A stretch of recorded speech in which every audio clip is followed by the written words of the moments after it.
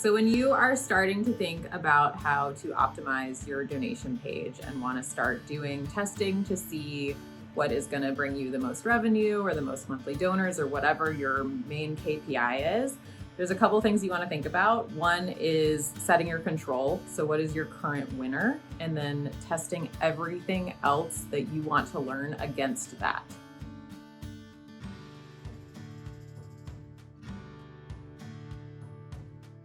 You always want to have the control so that you're constantly learning and that you're making sure that you know that you're beating the past winners. And something that you probably want to do before you start testing at all is talk within your organizations to the stakeholders. Maybe that's your board, maybe it's your director, whoever it is, about setting expectations for your A/B testing. Sometimes it takes a really long time to get enough data to have statistical significance. But you always want to make sure that you are getting enough volume to actually know that your winner was a true winner.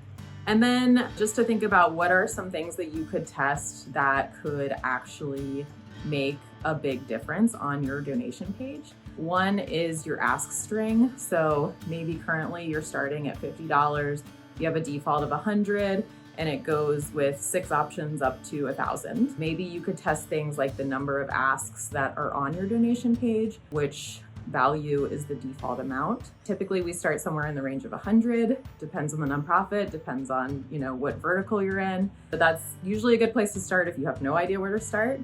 And then usually we would test a higher amount. So maybe you're testing $100 default versus $150 default, running it for a certain amount of time, seeing which one is the top performer, and then going with that top performer for your next test.